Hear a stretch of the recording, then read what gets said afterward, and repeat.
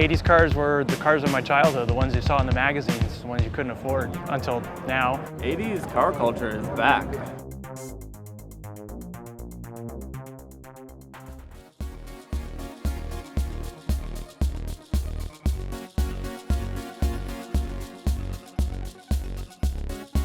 Welcome, Jalopniks, to Radwood 3, San Francisco, California. I'm Andrew Collins. And I'm David Tracy.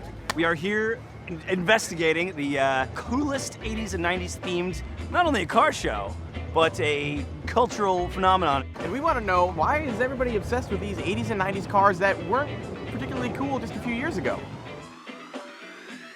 Check them out with us. Favorite thing about this show, I think, is the enthusiasm, kind of the vibe and the outfits. I always love seeing people, you know, dressed up and funky stuff and having fun, you know? So this is an 89 Carrera G50 that I had a while back. I just decided to do a safari build on it. So this car a week ago was no bumpers, no windows, no interior, no wheels and tires. A long week of getting it ready for Radwood. I have this 1981 DeLorean DMC-12. Saw them as a kid and always fell in love with the design and the look and angles of the car, you know, the wedgy 80s look. I always liked cars like that. This car was in a magazine, Sports Car Graphic, and so I was probably about 10 at the time, and I believe my brother had that issue. And that DeLorean, this car was in that magazine, and that article was my introduction to the DeLorean car as a kid. Wow.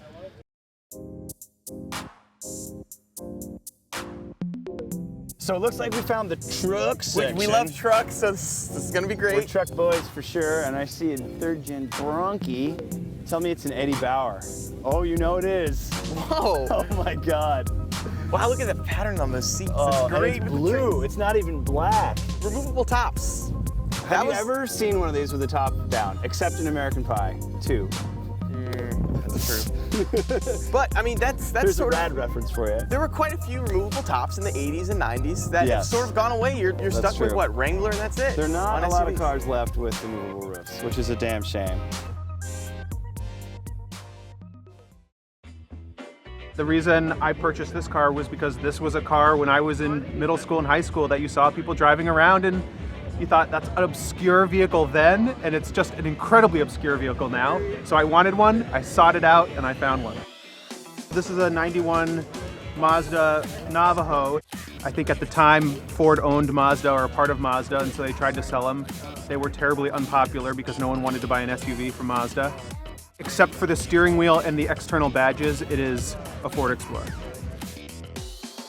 You know, people walk by and they walk by an F40 and a 959 and they go look at the Ford SHO or the Mazda Navajo because they're that bizarre and that obscure.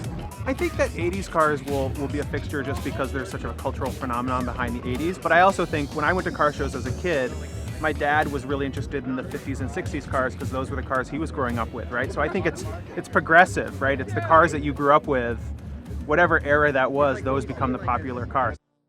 So what interests you about 80s cars? Well, this was my introduction to cars. So when I was 17, I think it was, I got this from my uncle, and it was like, all right, you can drive it, but you got to learn how to work on it. Because it really feels like a time machine, right? I get into this car, I don't even know your uncle, and I feel like he's here, like. There are all kinds of stories with. I bet. I've got some photos of my grandpa and my dad, and That's awesome. you know, the back full of birds or full of camping gear or whatever. So got to keep it going. And you can still get parts, at least Toyotas. You can still get parts, which is nice.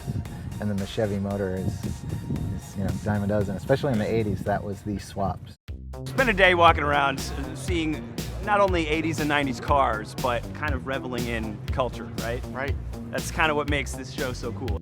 It's not just the Halo cars. The Halo cars is part of it. You know, you're a little kid, you see this RX-7 or 944 or even an F40 on a poster and you say, okay, I want that at some point. And now they're adults and they can buy that. So that's part of the appeal of these 80s and 90s cars. The other part is, you know, even the non-Halo cars are cars that a lot of these people learn to drive on. Right. You know, that guy with the Land Cruiser, you know, learned to drive on that. Yeah.